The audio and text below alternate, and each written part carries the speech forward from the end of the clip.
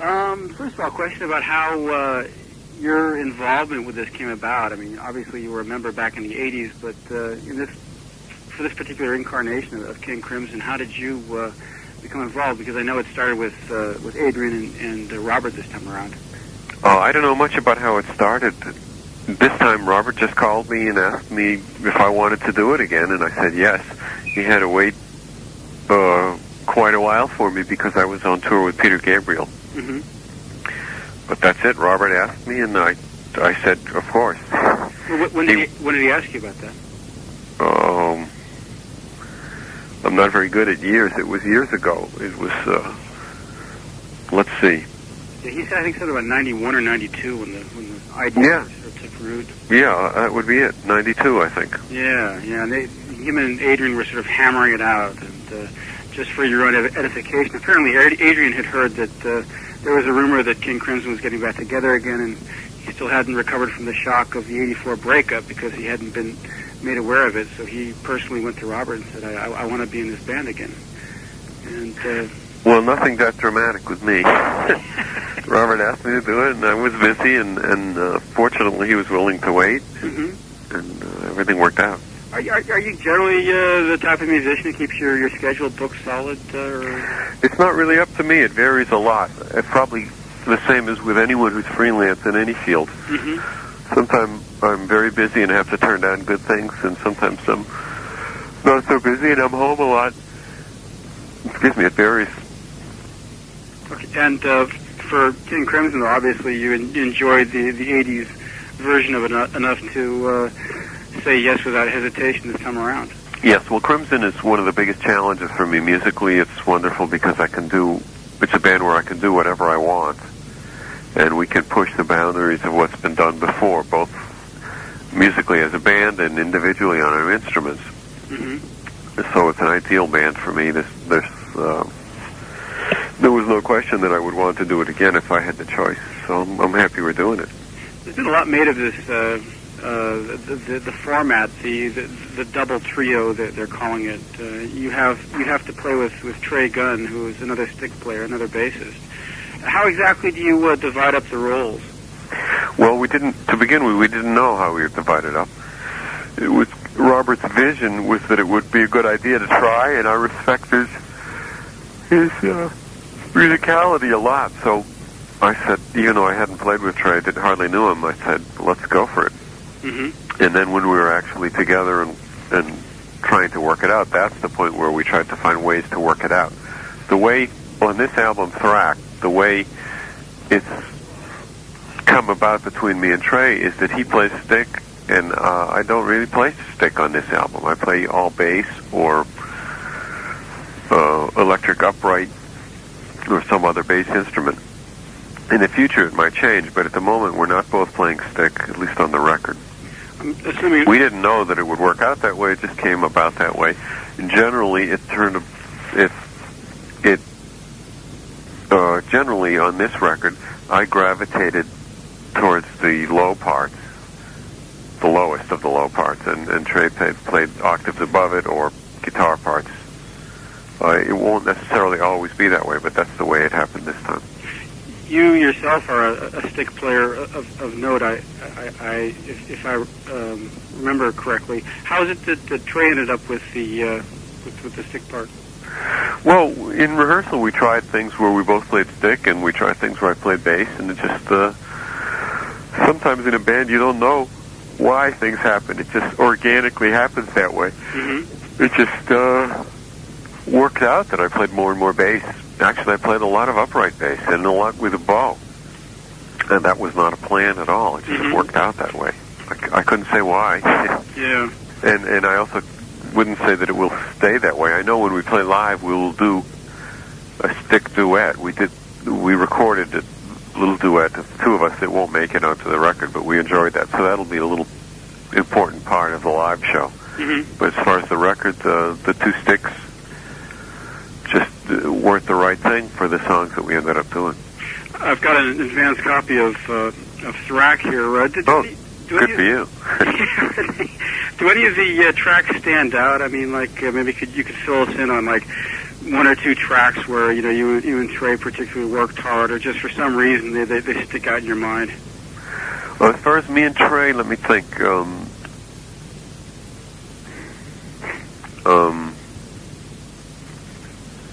I think I could be wrong here. I'm not. That's the kind of thing I would have had on the list. Actually, I don't have it on the list. You want me to read off the songs for you? No, I know. I remember the titles, but I'm a little hazy on musically which titles are which. I think it's the song "Vroom Vroom," which would be near the end. I think. Right. That has a bass section, quote unquote, where the two of us play the melody, and I think we split off into harmonizing with each other. So that's an interesting section. There's also on Vroom itself, the first song. Again, there's a kind of quiet section where the drummer stopped. Robert plays a little background guitar figure, and I play a melody on fretless bass, and Trey worked in a counter melody on stick. So quite different than what we thought we would be doing, where we both play bass parts. We found that we were both sharing melody parts and taking over the melody for just a minute. Melody function. These are the kind of things that it could end up that we do that a lot, and that it's one of the options Crimson has for a section of a song, or it could be that we go off in different directions. The next album, we could end up both playing stick for the whole album, or not. It's nice being in a band where the boundaries aren't defined, and however much you discuss a plan, what organically happens is really a function of the chemistry of the band and not any one person's idea.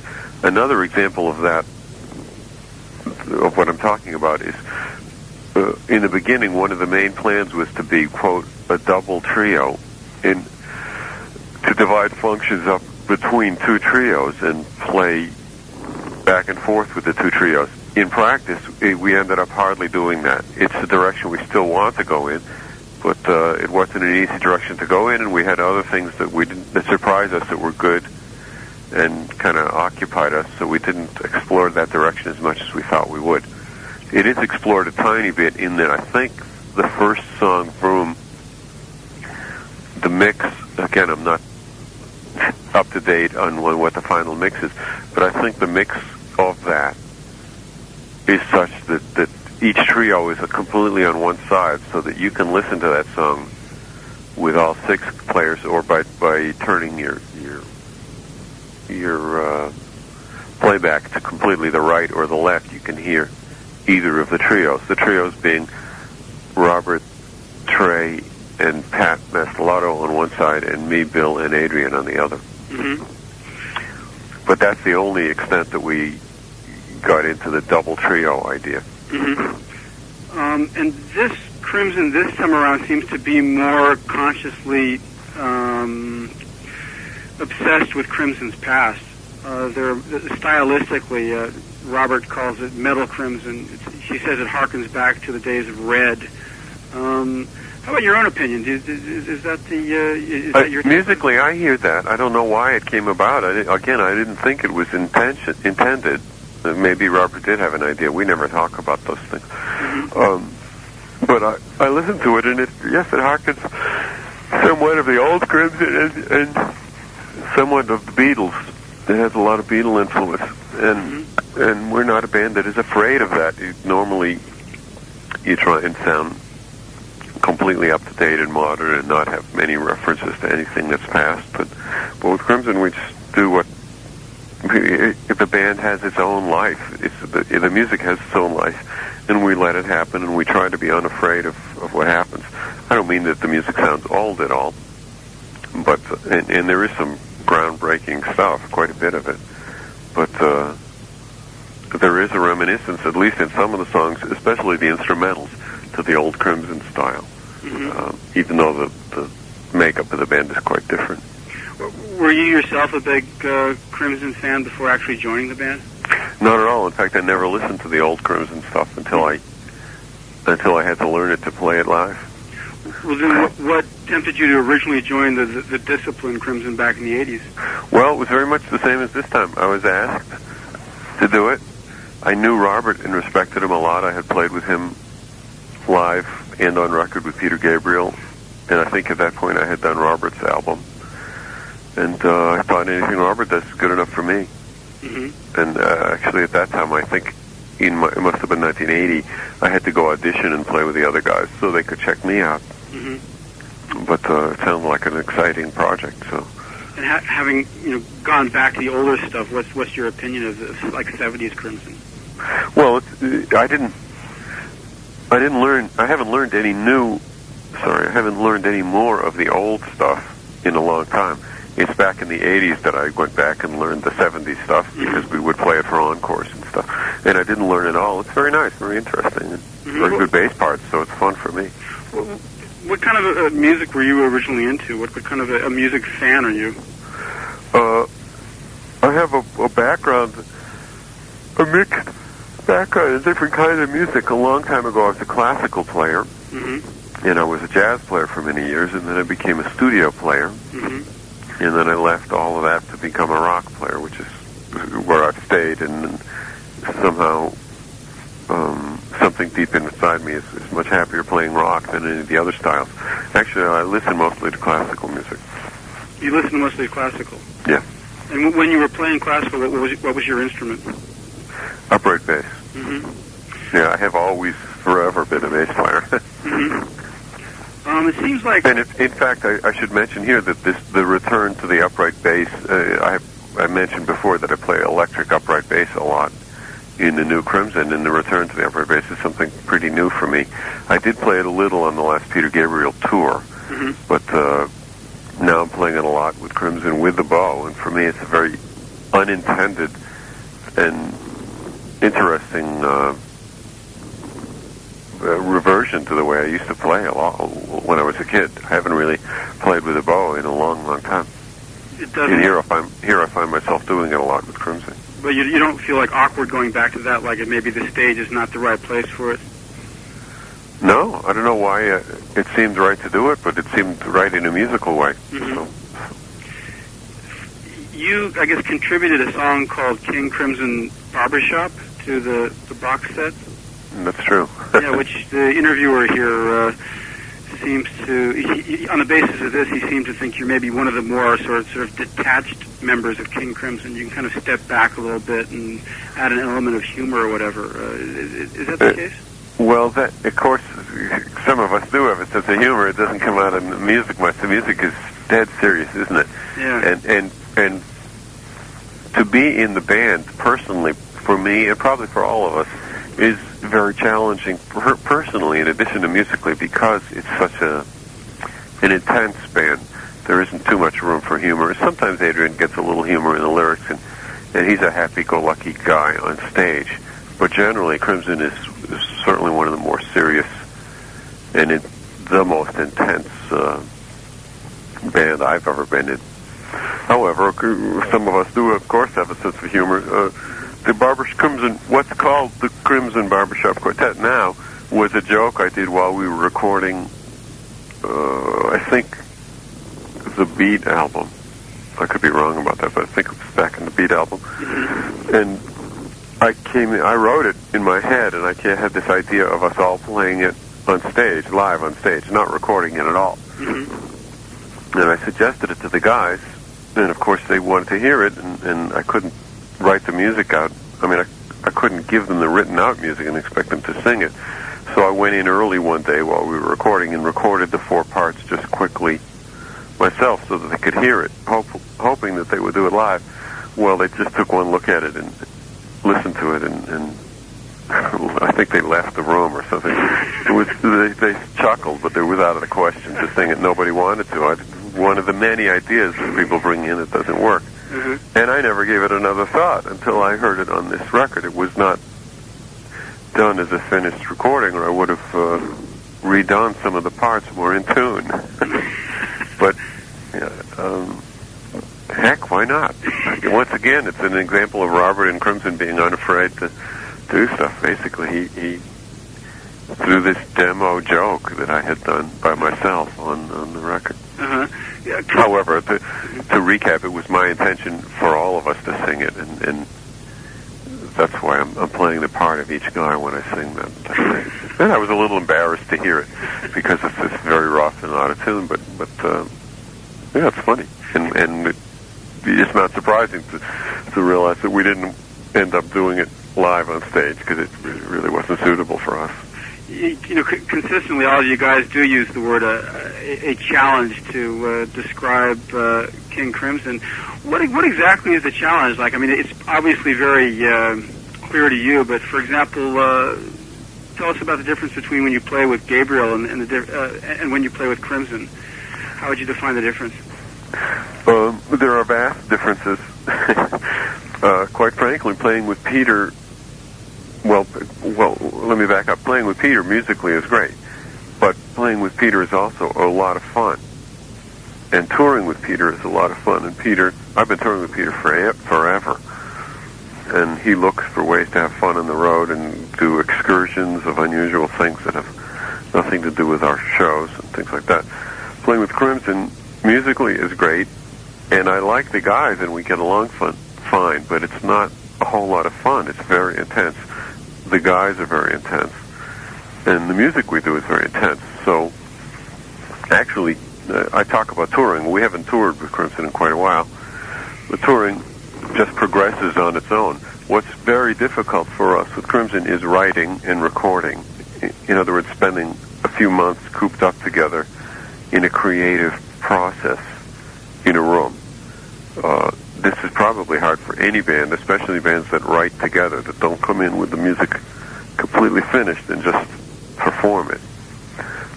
In our case, like I said, the guys are very intense, and it's not that there's a lot of friction, it's just that there's a lot of, what's the word? Creative stress. And gradually it takes its toll on all of us, and it's an effort. It's an effort of will and of artistic integrity to stick with it for a month, 2 months, to be with Crimson and come in every morning and spend all day trying to create and push yourself to do something that you've never done before in your instrument, and push the other guys to do stuff that they've never done, make it all work and make it all have enough integrity that it's worth putting out under the name King Crimson. That's quite an effort. We always feel very relieved when we finish writing a project that we survived it without just breaking up from the pressure of having to create in that situation. I'm sure we're not the only band like this, but this is the way it is with us, and I don't know I haven't heard what the other guys say about it, but it wouldn't surprise me that nobody pretends that it's easy and fun, because it isn't.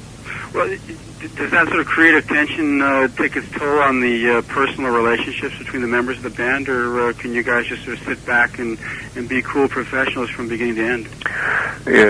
It's not that way. It doesn't really affect personal relationships in a way that I can see. However, we don't sit back and be cool professionals either. It lies in some other place than that. And we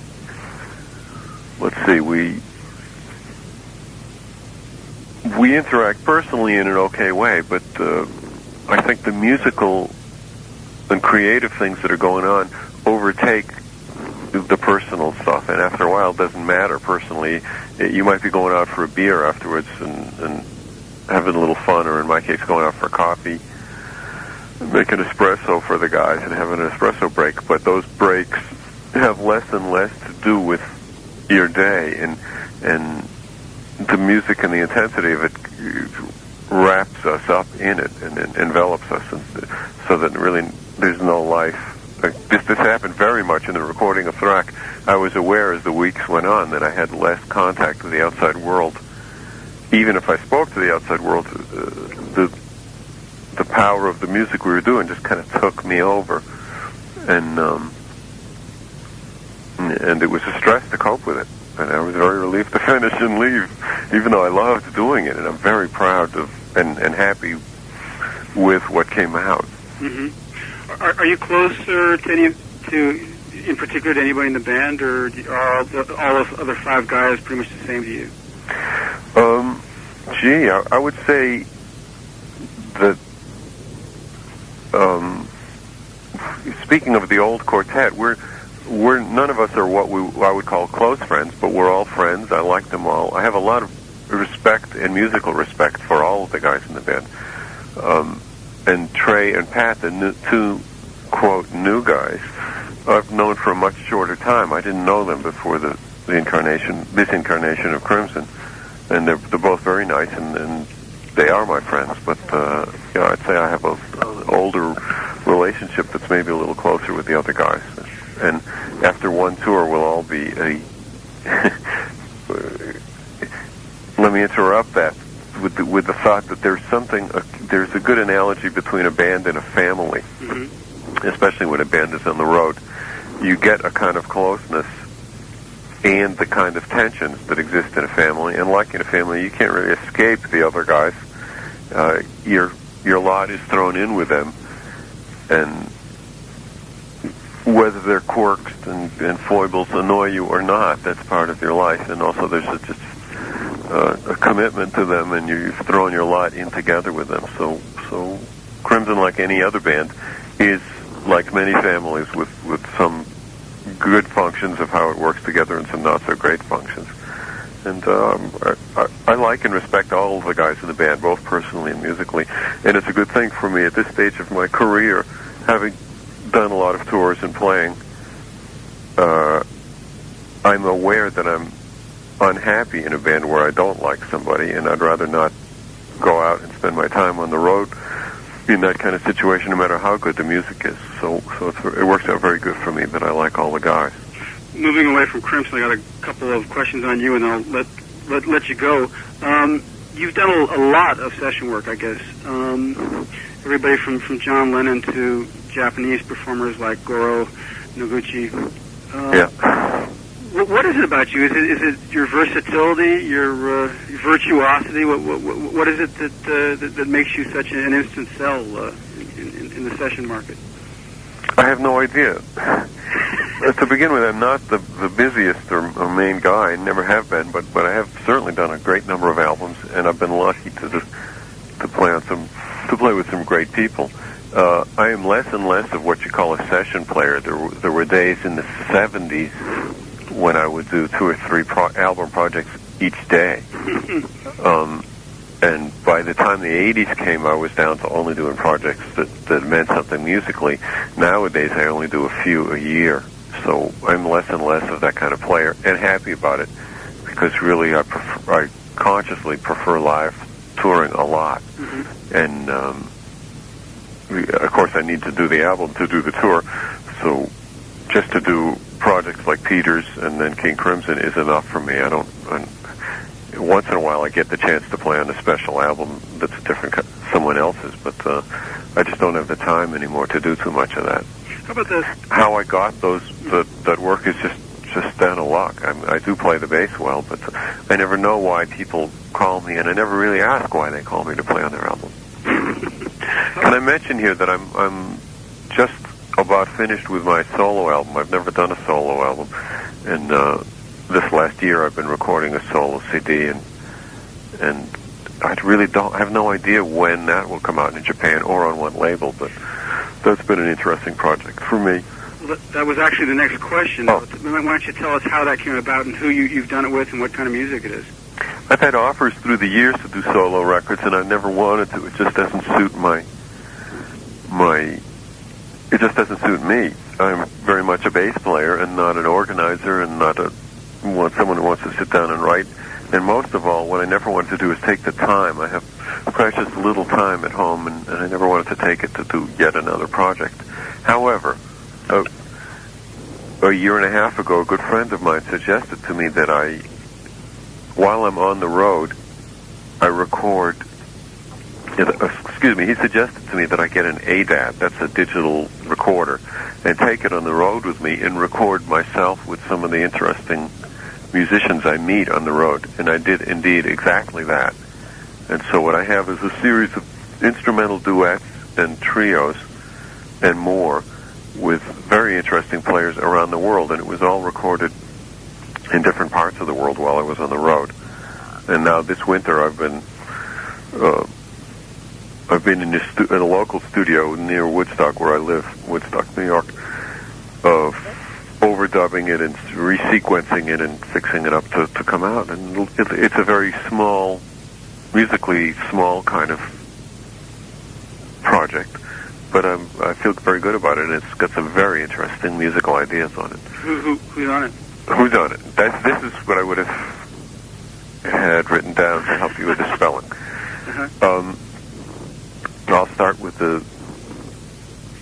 who will I start with? Brian Yamakoshi, Yamakoshi, playing koto. Mm-hmm. There's a duet with koto and stick. Mm-hmm.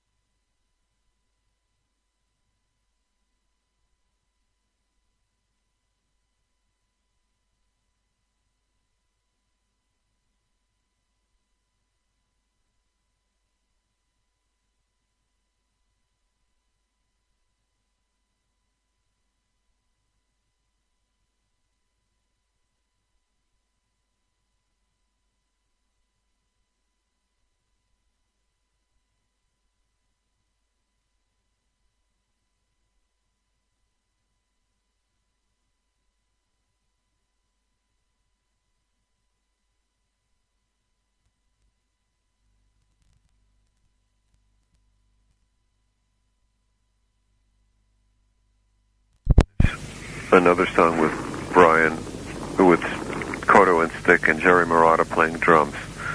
There are two tracks with Bendik, Bendik, a Norwegian saxophone player. There are two tracks with Ayub Ogada, Ayub Ogada, who plays a Kenyan instrument called nyatiti, Nyatiti. So there's two tracks of nyatiti and bass. There is Levon Minassian, Minassian, who plays the wonderful instrument called the duduk, Doudok. It's a double reed instrument that has, I think it's from Armenia, the instrument, and he can be heard on some of Peter Gabriel's music. That's how I met him, through Peter. He toured with us a little bit, and I did some tracks with Levon, in which I played upright bass, including one which also has Manu Katché on drums.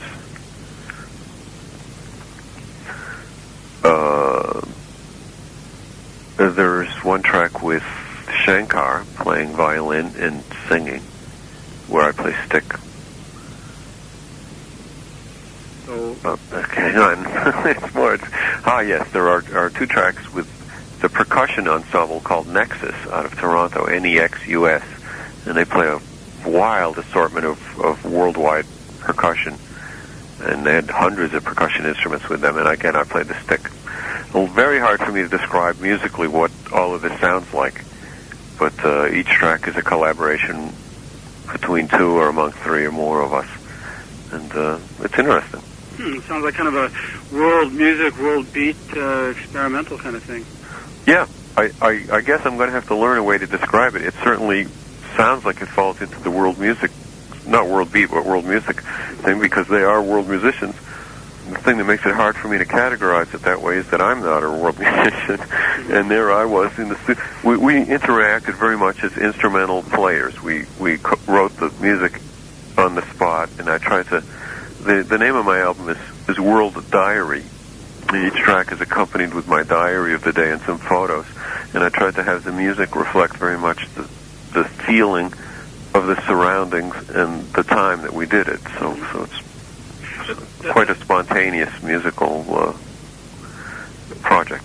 That's right. You're also a photographer of note, aren't you? I released a photo book called Road Photos back in the 80s. Unfortunately, I ran out of them. I didn't print enough, so I no longer sell that book. But yes, I enjoy photography. I used to, and again will do with Crimson, I used to have a tripod on stage all the time with a camera ready, aimed and focused and ready to shoot, and one of my foot pedals triggered this camera.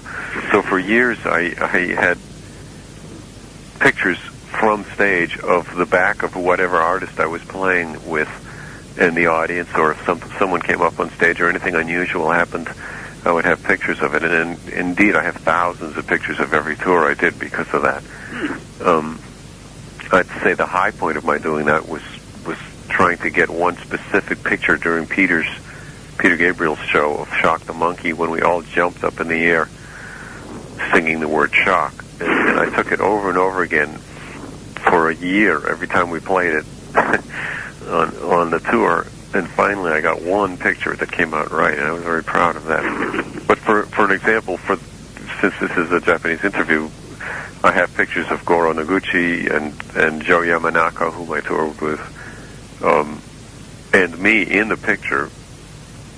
These are not pictures that came out in the book, but and just about every other artist I've worked with, I have pictures of from on stage. It's an interesting vantage point that doesn't get used much. Technically, it's a bit difficult because, of course, the stage is well lit, but the audience isn't. I know we just played the Woodstock Festival last summer with Peter Gabriel, and it was very important to me to get some pictures of it, just to have them. And I had a hard time because the audience had lit hundreds of thousands of candles and were holding them up. Mm-hmm. But the nature of the light was the stage light was much brighter, and it was technically very hard to get both in one picture. Did you have fun? I can't say that I succeeded too well in that particular picture, but I tried. I also think since we've reincarnated Crimson, I've jumped back into taking a lot of pictures, black and whites, with an eye towards eventually doing a book, photo and written book of the history of King Crimson in the 80s and 90s of the versions that I was in. So I'm documenting this tour very well, not only photographically, but in my computer that I carry around, I've written an extensive program to document, isn't the best word, but to chronicle all of the details of the tour. So I actually can say at any moment to any of the guys in the band how many miles we've traveled and what hotels we stayed in, and whether the windows opened in the hotels and what kind of towels they had, and even to the extent of what we call the quote of the day, where the funniest thing anyone says every day, I write it in, and we have access to this quite interesting program, and after a few years it'll be very interesting. I imagine it will almost for sure surface as some kind of book or program or something. Mm-hmm. Did you have fond memories of the work you've done with Japanese artists? Oh yeah, and I've done a lot, much more than what we said. I don't think it's 7 a.m. here, and I haven't prepared for this, so I'm not really prepared to go through who I've worked with and what I thought of the albums. I'm a little too much in a daze to do that, I'm afraid. I'm sorry about that. But just off the top of your head, does anything come to mind? You mentioned Goro Noguchi and Joe Yamanaka. Well, those are the two that I toured with. Mm-hmm. So it's a common thing for Japanese artists to come to America and do an album. Sometimes very good albums, and sometimes with very interesting combinations of musicians. And I've done a number of those, which were good. I'd have to do some thinking and consult my notes to know what to say about each one. Mm-hmm. But with Goro, I came to Tokyo, and really we toured all of Japan, and it was a special few weeks for me. I remember it quite well, even though it was quite a while ago. I couldn't tell you the year, and I haven't heard from him in a long time. I don't know at all what he's up to. But Did you remember what your first gig was as a professional bassist? No, but I can tell you what my first gig was in the studio. When I was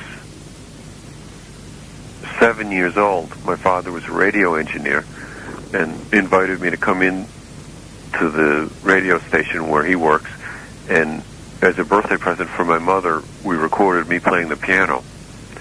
And I have this record, and it is a record because in those days there was only vinyl. We recorded what's called direct onto disc. Mm-hmm. And at the beginning of it, I say, to Mother on her birthday, June 8th, 1952. Can you believe it? It was a long time ago. So that's the first record I played on, and it was there were no LPs, and there were no. These records were breakable in those days. You sound from your voice like you weren't even alive then. Mind you, I was pretty young, but I haven't been in the studio ever since then. But I was in at a terrifically young age. Do you remember your worst gig? There are many. I could talk probably an hour about that. I don't think I'm not focused enough to pick out one. Mm-hmm. Not so much live, but in the studio, there have been many amusing disasters through my career. And maybe next time we speak about the next interview, I'll prepare a list of them and have some interesting stories. I'd imagine some of the better work has been stuff like with Paul Simon or John Lennon. Yes, John, I only did the one series of sessions over a period of a month or two, whereas Paul, I worked for years on different albums and again, toured a great deal with Paul. Mm-hmm. Those are musically very special. And, with John Lennon, we were going to tour the world. It's really a tragedy that didn't happen, and, of course, a tragedy that his life was cut short. Mm-hmm. With Paul, I did some very special work and had a nice time in the band. How about Carly Simon? Does that stand out very much in you? Well, Carly's a friend, and I've done a few albums with her. I never toured much with her. She used to have this terrible problem about stage fright, so she would book a tour and then cancel it soon after it began. And I would joke with her about it because we would all know it was going to get canceled. But, this was, again, quite a long time ago. I'm not talking about the modern, even 80s and 90s, Carly. I don't think she has the same problem anymore. And I would imagine among the best experiences must be King Crimson. Then, I mean, would you tell your grandchildren, if you ever have them, that these were the finest musical days of my life, or something like that? It's funny. I'm not a guy who thinks in that way. Mm-hmm. I don't categorize the musical projects I'm doing. You might meet many other musicians like me in this sense. I get completely wrapped up in what I'm doing while I'm doing it. When it ends, I move on to the next thing and get completely wrapped up in that. I never stand back and look at them with any kind of perspective. However, having said that, I'm very, very pleased with this Thrack album. I think not only did I do very good work, but I think I could say safely it's my favorite Crimson album that I've done musically. And I'm looking forward, of course, to playing live with it.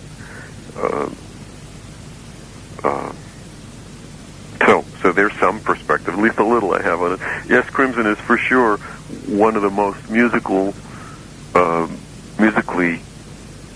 most challenging musically thing that I do, and one of the most satisfying musically. Mm-hmm. And the last question is, how old are you now? I'm 48. I was born in 1946. Okay. Well, that's why I was recording in 1953 or 52 or whatever I said. It was sort of extreme. Yeah, it goes way back, doesn't it? It surprises me to hear those numbers, because I can tell anyone who hasn't been there, when you're 48, you don't feel like you're 48. And if you're playing rock, the number 48 doesn't seem to fit in, but there it is. Well, Tony, I'm truly sorry to roust you out of bed like this. Oh, you didn't? I was awake, but okay. No problem. Yeah. Well, and it's one less thing I have to do tomorrow morning. That's right. Well, I thank you very much for your cooperation. Thank you very much. It's been very nice. Once again, this was for Rocking On Magazine. Yes, and I'm only, in thinking back, I have this nagging feeling that in my own album I forgot one or two musicians. Can I just add to what, this is all on tape, I assume? Yeah, sure. Yes, the world musicians, here's one that I know you know, the one that I know you know. His name is Bill Bruford. There are two tracks with Bill Bruford where I asked Bill, Bill's an easy guy to ask to do unusual things. Uh-huh. I asked him to play the melody parts on his electric percussion. He has a whole drum kit that's completely electric. Mm-hmm. And so I played the harmony and background on the stick where he played melodies and made up melodies on the electric percussion. So that's two more of the tracks on my World Diary CD. Mm-hmm. Okay. I think that covers all of them. Yeah, that's excellent. Okay. Thank you. Thanks again. Tony. Yeah. Take care. Okay, bye-bye. Bye.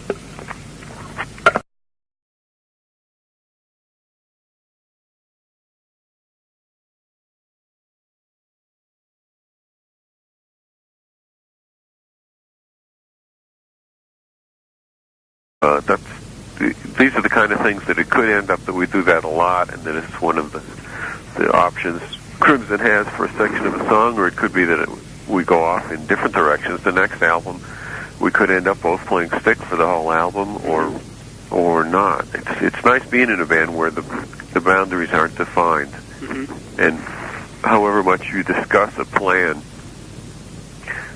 what organically happens is really a function of the chemistry of the band and not any one person's idea. Another example of that, of what I'm talking about, is in the beginning, one of the main plans was to be, quote, a double trio, and to divide functions up between two trios and play back and forth with the two trios. In practice, we ended up hardly doing that. It's the direction we still want to go in, but it wasn't an easy direction to go in, and we had other things that surprised us that were good and kind of occupied us, so we didn't explore that direction as much as we thought we would. It is explored a tiny bit in that I think the first song, Vroom, the mix, again, I'm not up to date on what the final mix is, but I think the mix of that is such that each trio is completely on one side, so that you can listen to that song with all six players, or by turning your playback to completely the right, electric upright, or some other bass instrument. In the future, it might change, but at the moment, we're not both playing stick, at least on the record. We didn't know that it would work out that way; it just came about that way. And generally, generally on this record, I gravitated towards the low parts, the lowest of the low parts, and Trey played octaves above it, or guitar parts. It won't necessarily always be that way, but that's the way it happened this time. You yourself are a stick player of note. If I remember correctly, how is it that Trey ended up with the stick part? Well, in rehearsal, we tried things where we both played stick, and we tried things where I played bass, and it just sometimes in a band you don't know why things happen. It just organically happens that way. Mm-hmm. It just worked out that I played more and more bass. Actually, I played a lot of upright bass and a lot with a bow, and that was not a plan at all. It just worked out that way. I couldn't say why. Yeah. And I also wouldn't say that it will stay that way. I know when we play live, we will do a stick duet. We recorded a little duet, the two of us. It won't make it onto the record, but we enjoyed that. So that'll be a little important part of the live show. Mm-hmm. But as far as the record, the two sticks just weren't the right thing for the songs that we ended up doing. I've got an advanced copy of three. First of all, a question about how your involvement with this came about. I mean, obviously you were a member back in the 80s, but for this particular incarnation of King Crimson, how did you become involved? Because I know it started with Adrian and Robert this time around. I don't know much about how it started. This time Robert just called me and asked me if I wanted to do it again, and I said yes. He had to wait quite a while for me because I was on tour with Peter Gabriel. Mm-hmm. But that's it. Robert asked me, and I said, of course. Well, when did he ask you about that? I'm not very good at years. It was years ago. It was, let's see. Yeah, he said, I think something about 91 or 92 when the idea took root. Yeah, that would be it. 92, I think. Yeah, and him and Adrian were sort of hammering it out, and just for your own edification, apparently Adrian had heard that there was a rumor that King Crimson was getting back together again, and he still hadn't recovered from the shock of the 84 breakup because he hadn't been made aware of it. So he personally went to Robert and said, I want to be in this band again. And Well, nothing that dramatic with me. Robert asked me to do it, and I was busy, and fortunately he was willing to wait, and everything worked out. Are you generally the type of musician who keeps your schedule booked solid? It's not really up to me. It varies a lot. It's probably the same as with anyone who's freelance in any field. Sometimes I'm very busy. Rack here. Good for you. Do any of the tracks stand out? I mean, like maybe you could fill us in on like one or two tracks where you and Trey particularly worked hard, or just for some reason they stick out in your mind. Well, as far as me and Trey, let me think.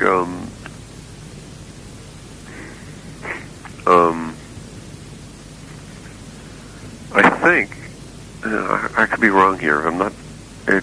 That's the kind of thing I would have had on a list. Actually, I don't have it on a list. You want me to read off the songs for you? No, I know. I remember the titles, but I'm a little hazy on musically which titles are which. I think it's the song "Vroom Vroom," which would be near the end. I think. Right. That has a bass section, quote unquote, where the two of us play the melody, and I think we split off into harmonizing with each other. So that's an interesting section. There's also on Vroom itself, the first song. Again, there's a kind of quiet section where the drummers stop. Robert plays a little background guitar figure, and I play a melody on fretless bass, and Trey worked in a counter melody on stick. So quite different than what we thought we would be doing, where we both play bass parts. We found that we were both sharing melody parts and taking over the melody for just a minute. The melody function. I have to turn down good things, and sometimes I'm not so busy, and I'm home a lot. Excuse me, it varies. Okay, and for King Crimson, obviously you enjoyed the 80s version of it enough to say yes without hesitation this time around. Yes, well, Crimson is one of the biggest challenges for me. Musically, it's wonderful because it's a band where I can do whatever I want, and we can push the boundaries of what's been done before, both musically as a band and individually on our instruments. So it's an ideal band for me. There was no question that I would want to do it again if I had the choice. So I'm happy we're doing it. There's been a lot made of this, the format, the double trio that they're calling it. You have to play with Trey Gunn, who is another stick player, another bassist. How exactly do you divide up the roles? Well, we didn't know how we would divide it up. It was Robert's vision was that it would be a good idea to try, and I respect his musicality a lot. So I said, even though I hadn't played with Trey, I hardly knew him, I said, let's go for it. And then when we were actually together and trying to work it out, that's the point where we tried to find ways to work it out. The way, on this album, Thrack, the way it's come about between me and Trey is that he plays stick, and I don't really play stick on this album. I play all bass or